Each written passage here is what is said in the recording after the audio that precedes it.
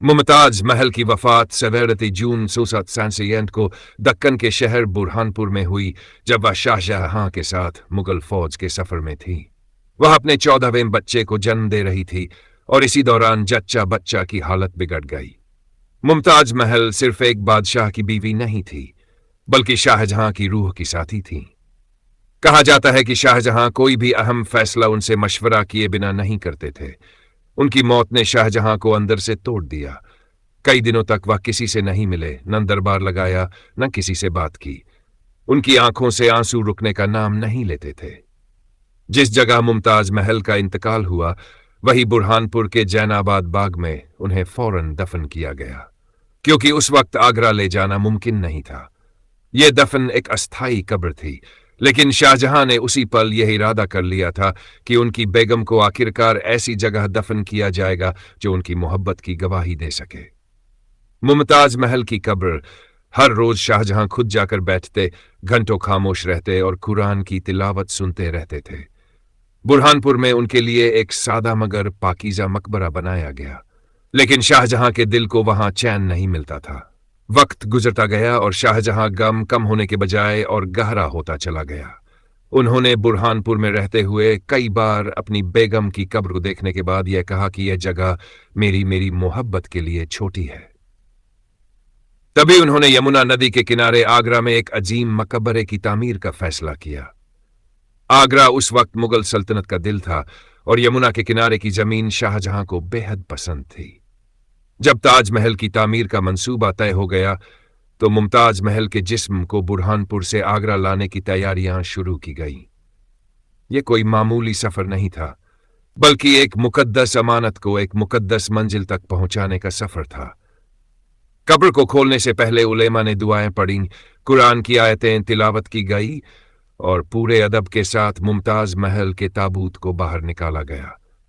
रिवायतों में मिलता है कि महीनों गुजर जाने के बावजूद उनका जिस्म सलामत था, जिसे देखकर शाहजहां की आंखें फिर भर आईं और उन्होंने सजदे में गिरकर अल्लाह का शुक्र अदा किया।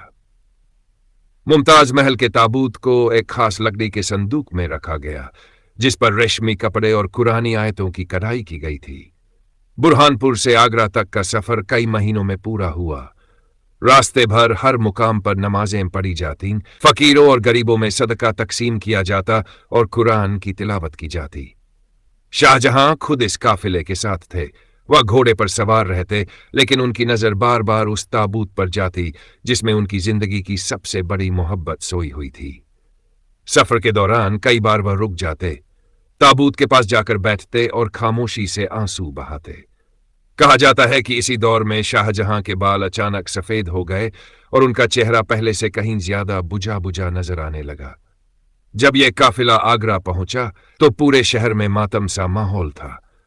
यमुना के किनारे उस जगह को पहले ही तैयार कर लिया गया था जहां आगे चलकर ताजमहल तामीर होना था।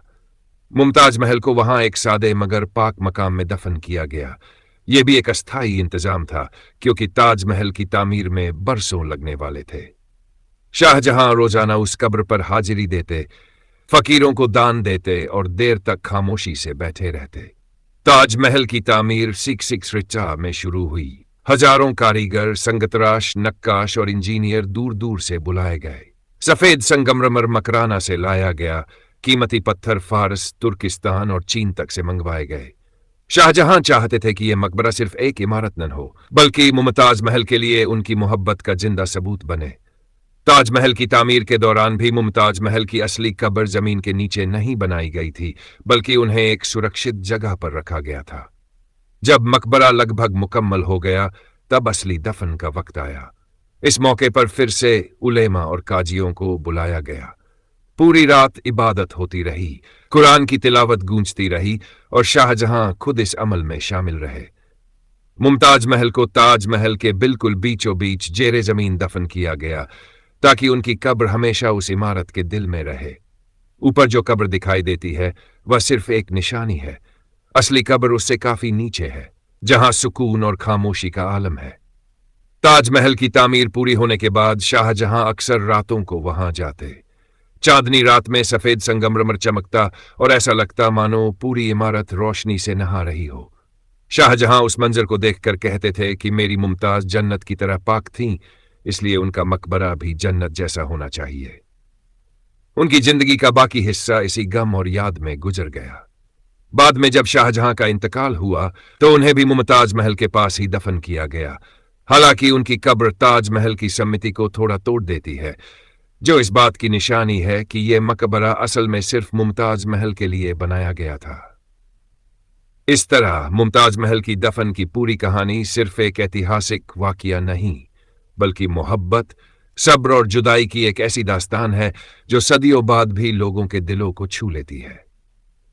बुरहानपुर की मिट्टी से लेकर आगरा के सफेद संगमरमर तक हर कदम शाहजहां के टूटे हुए दिल और मुमताज महल की यादों से जुड़ा हुआ है।